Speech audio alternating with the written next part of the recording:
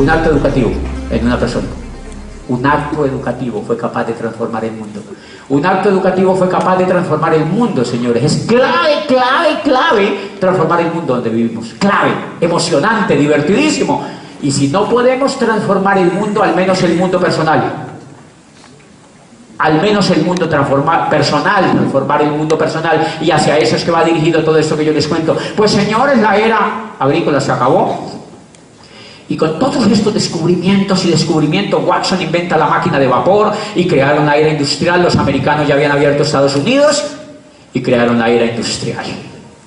Se creó la segunda etapa de la economía en el mundo, la era industrial, y entonces empezaron a crear fábricas. Y la esclavitud se transformó por el empleo. Entonces soltaron a los esclavos y les dijeron: liberémoslos, son libres ahora. Váyanse para la calle. Y los contratamos mediante un sueldo. Y les hacemos creer que son libres. Y así nació la segunda era. Eliminaron el empleo, eliminaron la esclavitud. Lanzaron a la gente a la calle como la libertad. Y los contrataron como empleados. Una de las cosas que cambiaron es que, recuerden que yo siempre he dicho que ser esclavo era muy bueno. Porque uno, le daban la comida, le daban techo, abrigo, chuchú, le daban cariño, porque los querían. Sí, de vez en cuando les pegaban.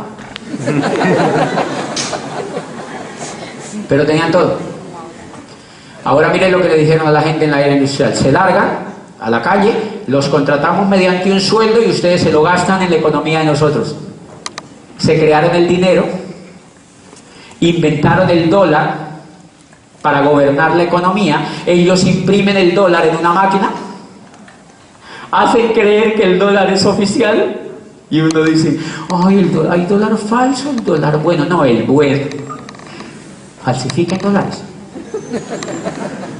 Todo el dólar es falso. Todo el dólar es falso. ¿Se acuerdan que le hacían creer que el rey, que el papa era el que elegía a los reyes porque Dios ya hablaba de noche? Ahora, ¿qué nos hacen creer? Que el dólar es bueno.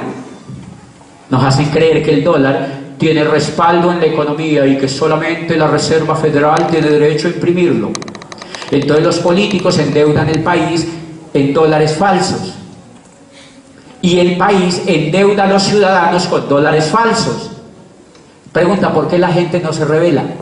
Porque no lee. Porque estamos viviendo otra vez en la Edad Media. Y esclavizaron a la gente otra vez con el dólar, con la moneda falsa. Es una moneda falsa que no tiene respaldo en la economía. Y quiero contarles una cosa, muchachos, gravísima. En este momento, cada norteamericano que nace en ese país, nace con una deuda de $174.000. Cada niño que nace hoy en suelo norteamericano sale con una deuda de $174.000, $180.000. ¿Cómo la tiene que pagar? ¿Cómo la tiene que pagar? Trabajando mediante impuestos. O sea que ya nacen esclavos. Cuando ese niño tenga por ahí 18 años, la deuda más o menos es de $500.000, dice el autor. Después pasa a $1.000.000. ¿Quién la tiene que pagar? El ciudadano que vive en los Estados Unidos. ¿Colombia vive igual? Igual. Porque Colombia se endeuda,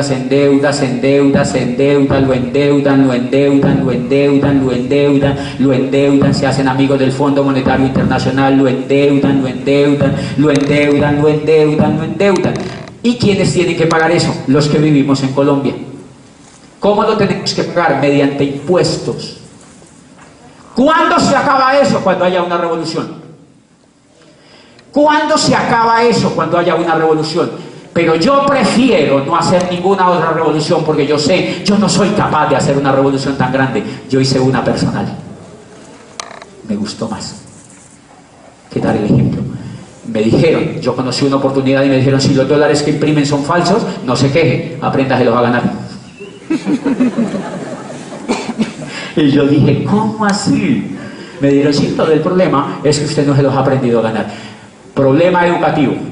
La era industrial creó también un modelo educativo para que la gente no aprendiera a ganar dólares.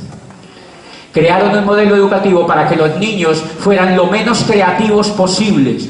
lo más tapaditos posibles, lo menos soñadores posibles, lo más obedientes posibles, lo más ovejitas posible, para que nadie se rebelara. ¿Cómo lo crearon? Crearon una cosa que se llama escuela. ¿Quiénes crean las escuelas? El gobierno. La educación pública se la inventaron en Francia bajo el gobierno de Napoleón para poder mantener a la gente en paz, porque acaban de salir de una revolución. Y entonces era necesario poner a toda esa pobre gente a trabajar en las fábricas que acababan de nacer, porque Napoleón fue quien le abrió la puerta a la modernidad que llamamos hoy, a la era industrial, y crearon escuelas. Eduquen a todos los pobres en esas escuelas. ¿Cómo los educan? Le ponen una profesora a los niños a que les enseñe tonterías. ¿Dónde están los ríos? ¿Dónde están a mí me enseñaron dónde están los ríos, los lagos, los riachuelos, las lagunas. Yo siempre le he dicho en todas partes donde voy, como si yo fuera a ser pescador. ¿Para qué rayos yo voy a necesitar dónde está el río Cauca? No tengo ni idea dónde pasa. De hecho, cuando voy en avión yo lo veo y yo digo, ¿ese será el Cauca? ¿Por qué no ve eso así? Yo digo, debe ser el Cauca. Y siempre que paso en avión veo las tres cordilleras. Digo, esas deben ser las tres cordilleras que me enseñaba la profesora. ¿Cuál será la central? Debe ser la que va por la mitad. ¿Para qué le enseñan a uno de niño esas tonterías? Entonces crearon la escuela. Pero miren cómo crearon la escuela. La escuela la crearon para que el niño desde por la mañanita lo metan allí, lo metan a esa escuela, y una profesora o un profesor le enseñe cosas que él no necesita.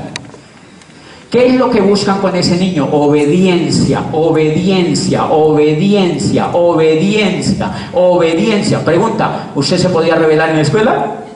No. Lo mandaban para la casa y le mandaban una carta a su papá. Nadie se podía rebelar en la escuela. ¿Por qué no permitían que los niños se rebelaran en la escuela? Si los niños por autonomía se rebelan. Miren cómo se rebelan los niños. Yo tengo 4 sobrinitos chiquitos y yo los he disfrutado muchísimo mientras tengo los míos. Y entonces, pues ya que los tiene otro, ¿para qué voy a tener los míos, verdad? Entonces, estaban chiquiticos y yo me pongo a hablar con ellos y yo le digo a uno de ellos que es hermoso, es hermoso, es hermoso, es chiquitico. Yo le digo, mi amor, repita conmigo, para que vean que los niños se rebelan. Yo le digo, amo a mi mamá. Dice, amo a mi mamá. Mi mamá me mima. Dice, mi mamá me mima. Yo le digo, mimo a mi mamá, mimo a mi mamá. Mi mamá me ama, mi mamá me mima, mimo a mi mamá. Y le digo, yo me mamé de mi mamá. Y dice, ¡ah!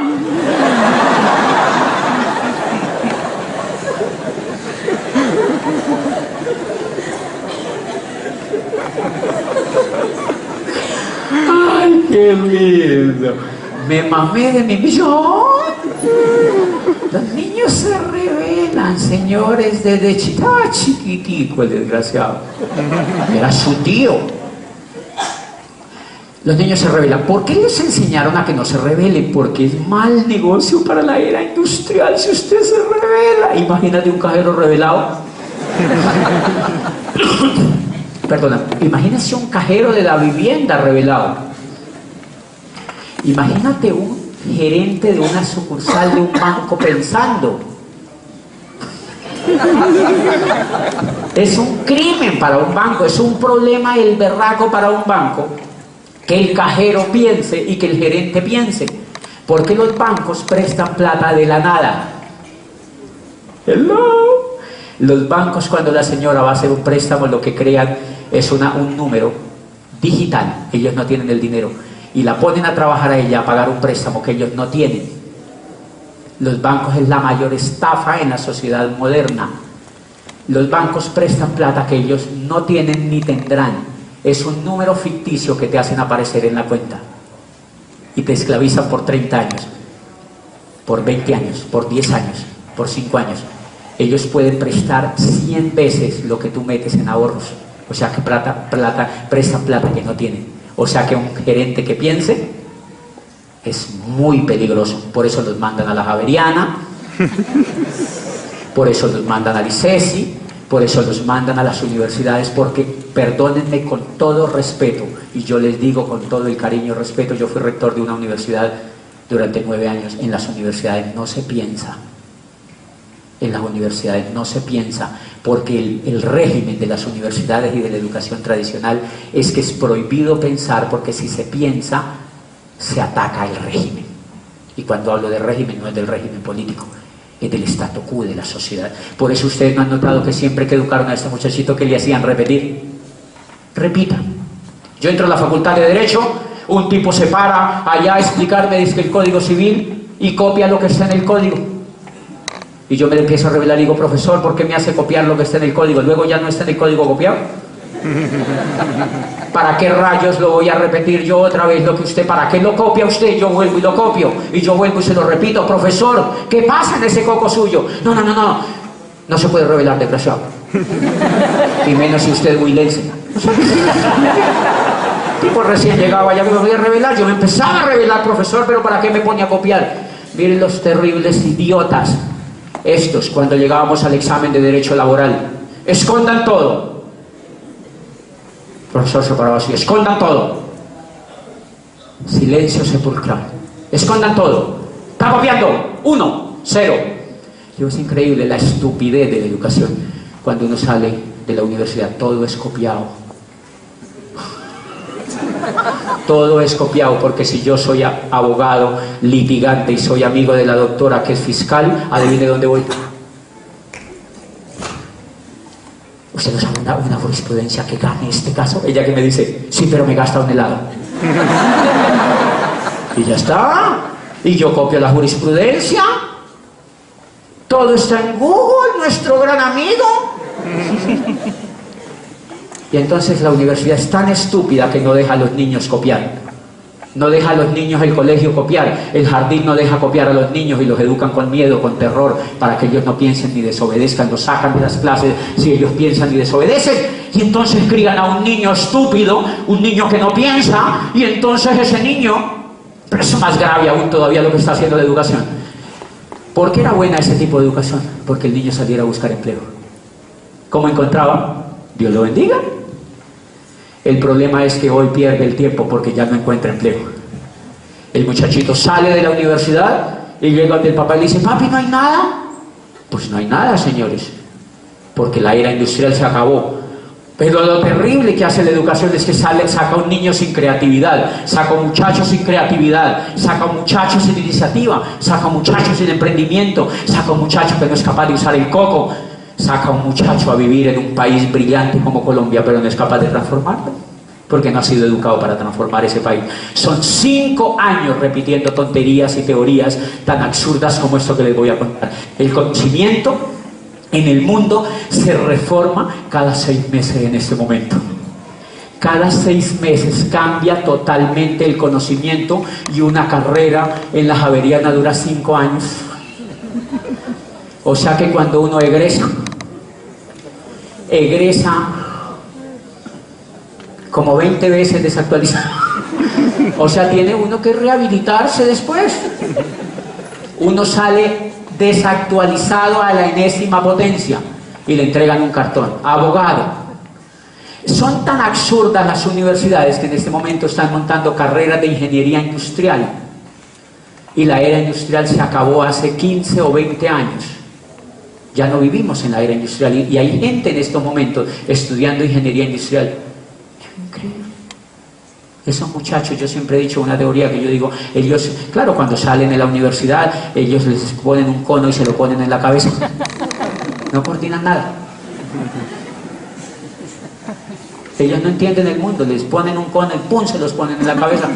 No son competitivos. Por eso es que yo digo que las universidades tienen franquicias de Ventolini a la entrada. ¿No han visto? Hace poquito le di una charla a una universidad en Bogotá y les digo, miren, por eso es que la universidad suya tiene una franquicia de Ventolini a la entrada, para que de una vez se vaya comprando el cono. Señores, es un descrédito en este momento la educación tradicional, un absoluto descrédito para la sociedad, la educación que tenemos ahora.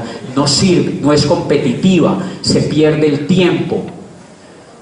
Tenemos que hacer una revolución personal, y cuando les digo una revolución personal no es solo que hagan esto, es la que tú quieras, pero tienes que hacer una revolución personal, tienes que hacer una revolución educativa, porque con lo que has vivido, con lo que te han enseñado, con lo que te dice la televisión que tienes que hacer, con eso no puedes triunfar en el mundo de hoy. Por eso una señora en México se me acercó un día vi hace poquitico. Y me dice, Diamante, yo tenía un sueño increíble que tú vinieras a México porque mi hijo quería oírte y me llevó un niño de 9 años, hermoso así. Y me dice, mi hijo quería venirte. Yo estaba hablando en el auditorio de la Universidad de México, de la UNAM de México. Y me dice, mi hijo quería escucharte en vivo porque te ve por YouTube, oye tus CDs y no sé qué. Y entonces me dijo, el único problema, Diamante, es que mi hijo no quiere ir a la escuela. Entonces yo me quedo viendo a la señora y le digo, señora, la felicito, tiene usted un hijo brillante. Delante del niño. Te felicito, mi amor, eres brillante. Apréndete una cosa, le dije al hijo. A la mamá hay que quererla, pero no hacerle caso.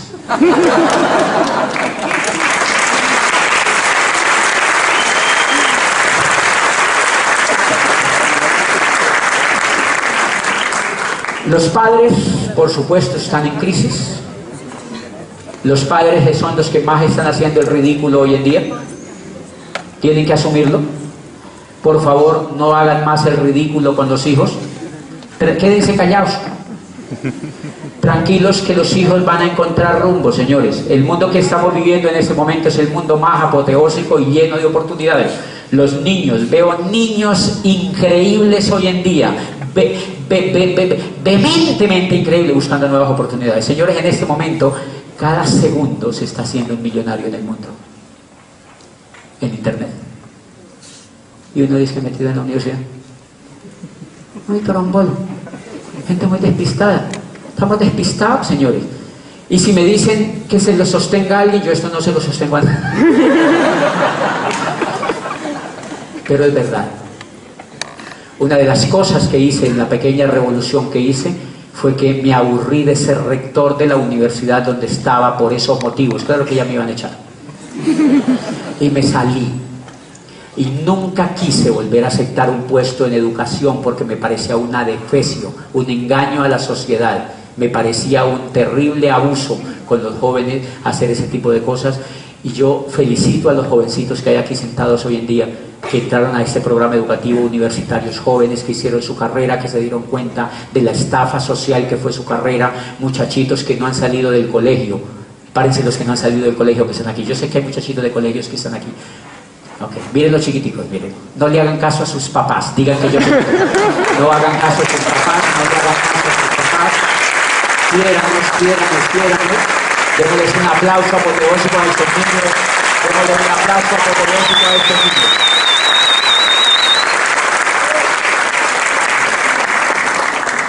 Los niños hoy en día están viviendo en una etapa fantástica de la humanidad, la época más brillante que hemos vivido. Nunca habíamos tenido una explosión de tecnología, de creatividad y de crecimiento en el mundo como la que estamos viviendo hoy, de manera que esos niños pues solamente necesitan ser entrenados. ¿Qué revolución hice yo? Vamos a arrancar ahora sí, finalizando esta charla, porque mire, yo traigo presentaciones pero no las presento. Y nada, porque pues igual no hace falta, igual este Julián no hace funcionar esto, miren. No, entonces, ¿para qué rayos esto? Miren. ¿Ah? Ay, fue pucha. Parece que hubiera nacido en el sur yo. ¿Cómo así? ¿Cómo? Ya le doy, ¿verdad? Ok. No, eso no. Ok. Bien, entonces arrancamos. Pues señores, todo en la vida, recuerden que en la era agrícola nos enseñaban vehículos. ¿Cuál era el vehículo en la era agrícola? Tener tierra. Pero a la gente no le enseñaban a conseguir tierra. Los únicos que tenían tierra ya eran los clérigos y los nobles. En la era industrial, el vehículo para conseguir dinero, ¿cuál fue? El empleo. El empleo fue el vehículo para conseguir dinero. Entonces le decían a la gente, estudia y le daban un puesto. ¿Quién te da el puesto? Yo. Entonces los ricos inventaron la educación, ese tipo de educación que les cuento pachuca y de mala calidad, donde nos mandaron a nosotros a esclavizarnos 7 años, 8 años, 9 años. Yo estudié 25 años, desde que soy chiquito, metido allá, aplastado en un puesto, repitiendo un poco de tonterías para que me dieran un puesto mediocre como rector de una universidad para seguir engañando a más gente. Yo viví esa experiencia, señores. ¿Qué logré? Conseguir un puesto. Por fortuna conseguí un puesto. En ese puesto tenía que trabajar 70 años. De 40 a 70 años para lograr... ¿Qué lograba? Una pensión. del 70% de lo que yo me ganaba. Lindo el negocio.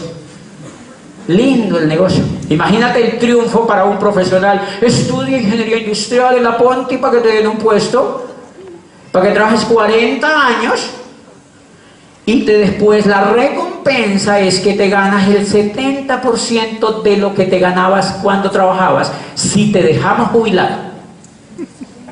Lindo el negocio. Y la gente se va a hacer cola todavía a las universidades. Esa es la promesa de la era industrial. Por eso uno termina así, mire. Por eso uno termina así.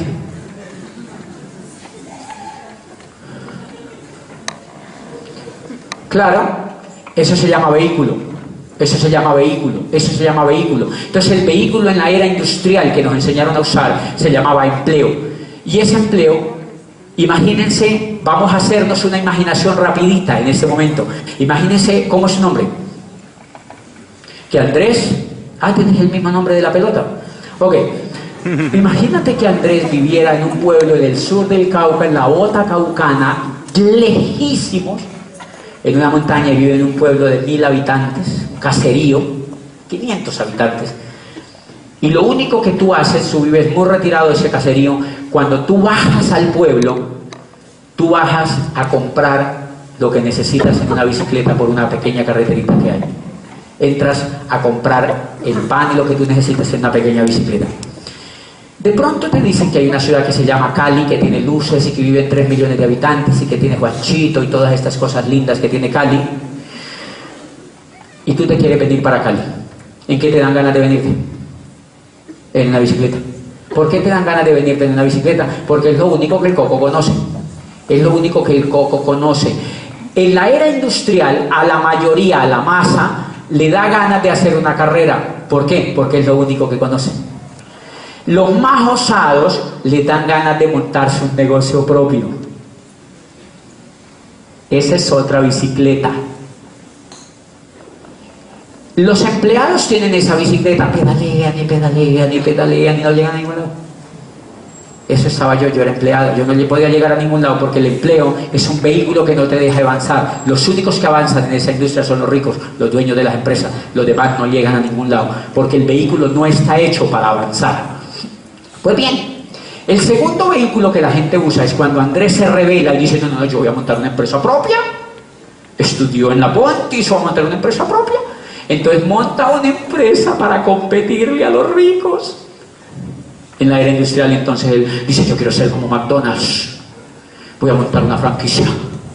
Entonces empieza y pone un puesto de hamburguesas. Entonces empieza a competirle al Corral, a McDonald's y a las grandes cadenas de alimentos del mundo, porque él ignora cómo funciona la economía y monta un negocio propio, que le llaman a usted. La mayoría de muchachos que salen, y muchos de los que están sentados aquí, montan negocios propios en la economía industrial, que son llamados chuzos.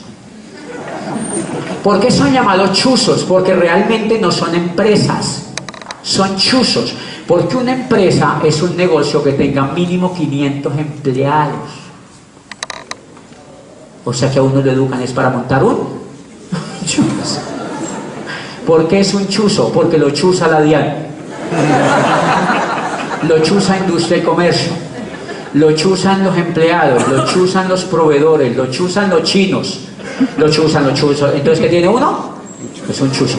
Ese es otro vehículo. Es una bicicleta. Lo que pasa es que es una bicicleta sin galápago.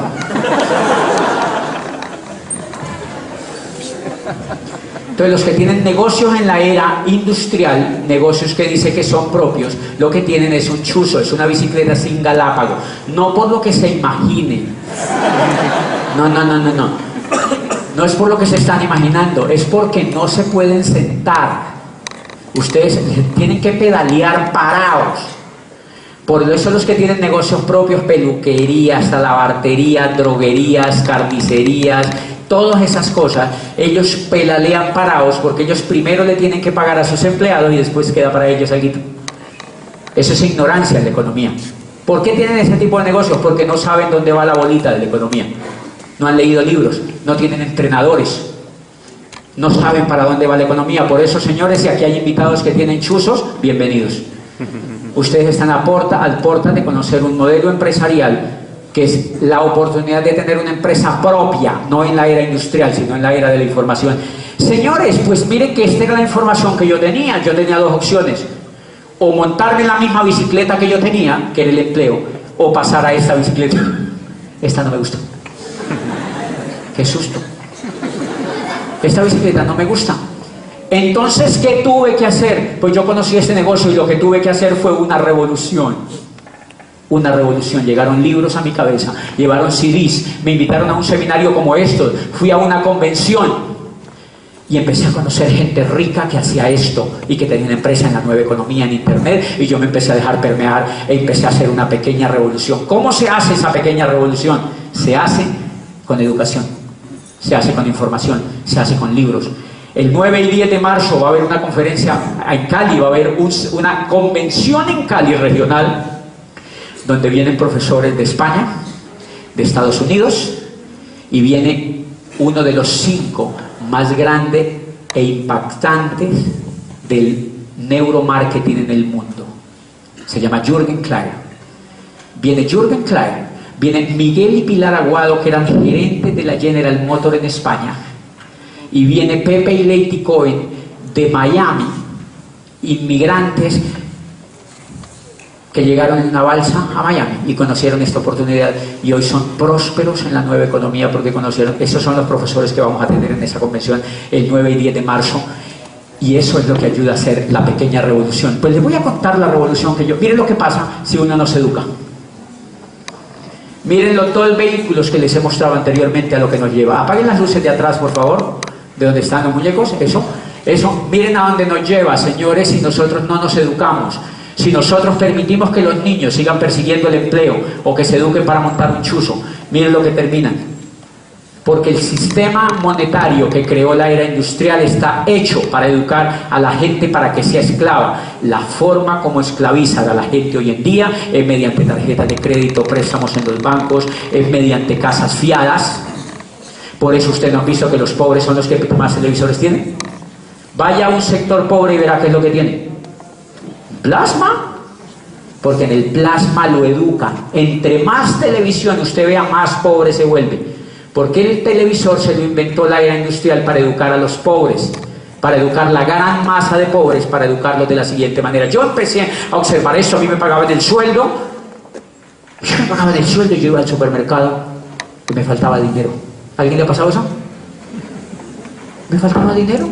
Yo sé por qué me falta dinero. Y entonces yo iba a que me prestaran plata. Me prestaban plata de interés.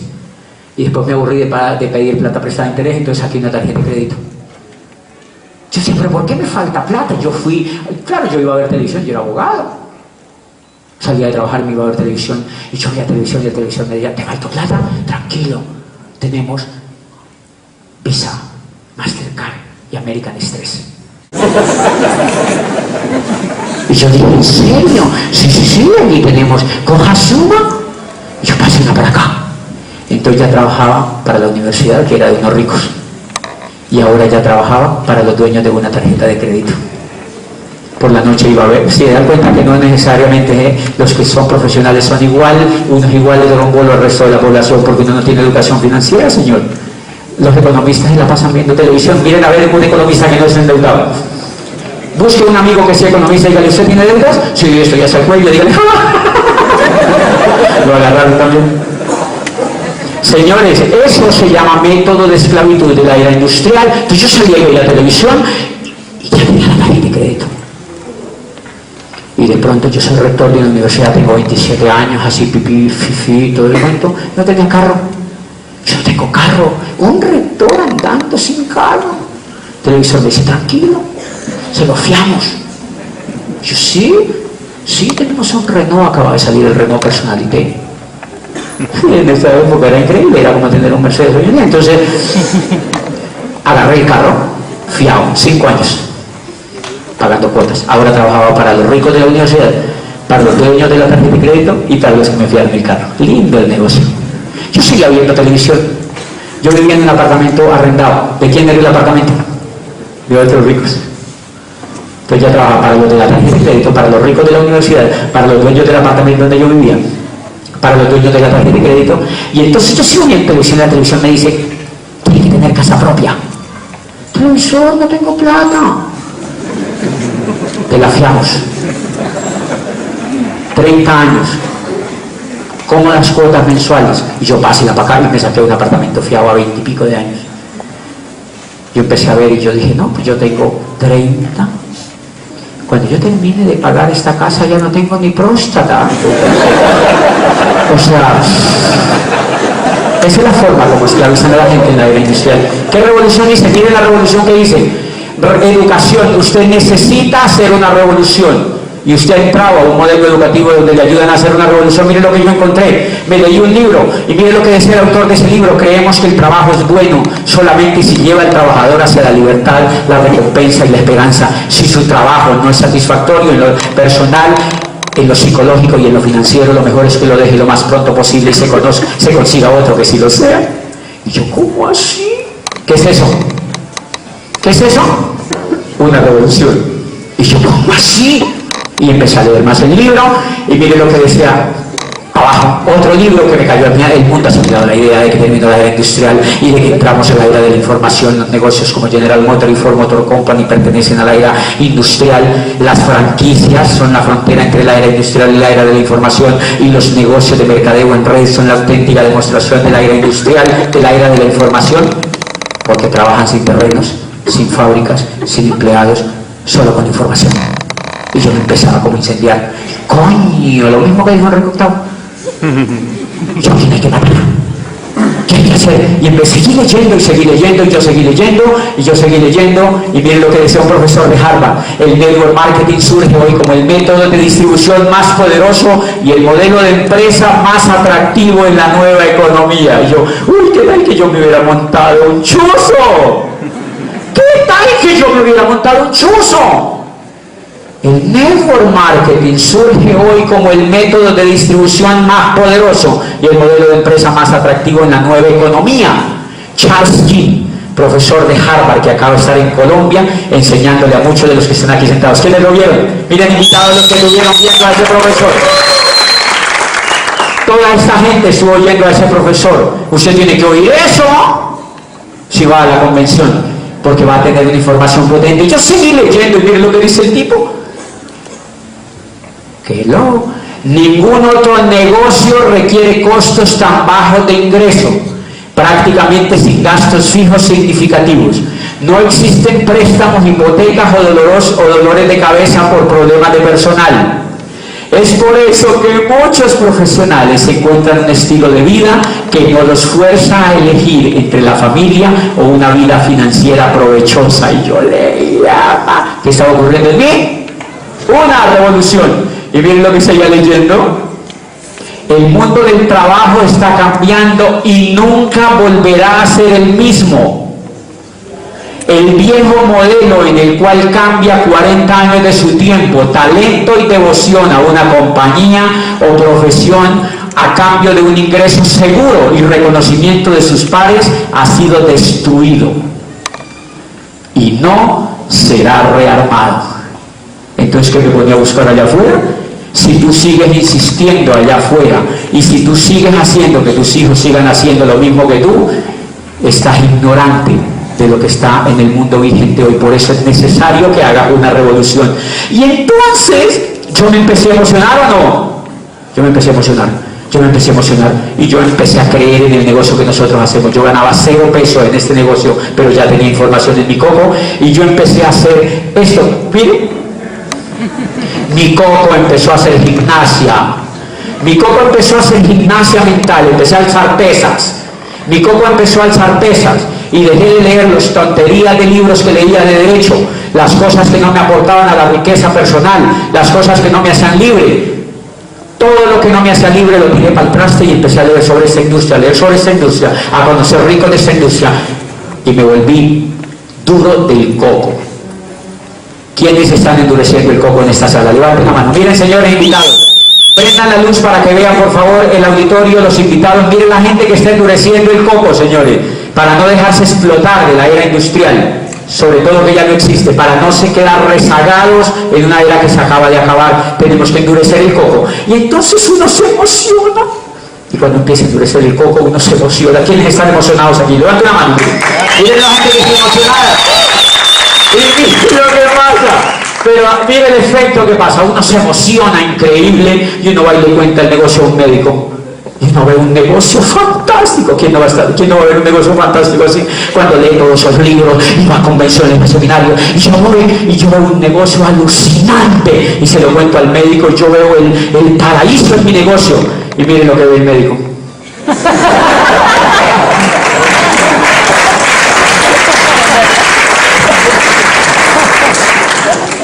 Aplaudan todos, por favor. ¿Qué es eso? ¿Por qué el médico ve eso? Porque no tiene coco, señores. Porque no tiene coco. Yo esta semana he dado planes. Personalmente le he contado a gente que yo me hice libre al tercer año de estar en este negocio y que vivo como el 1% de la población colombiana en Cali, sin salir de Cali, que viajo por el mundo con esta oportunidad y que ayudo a miles de personas en el mundo y que entreno grupos de jóvenes en Chile, en Argentina, en Uruguay, en México, en Lisboa, en Madrid, en Milán y en Roma. Grupos de jóvenes universitarios que hagan una revolución. Y uno les cuenta a la gente y dice, interesante. Porque ellos lo que ven es eso. Nos vemos en la segunda parte. Lo que sigue es increíble, lo que sigue es increíble, lo que sigue es increíble.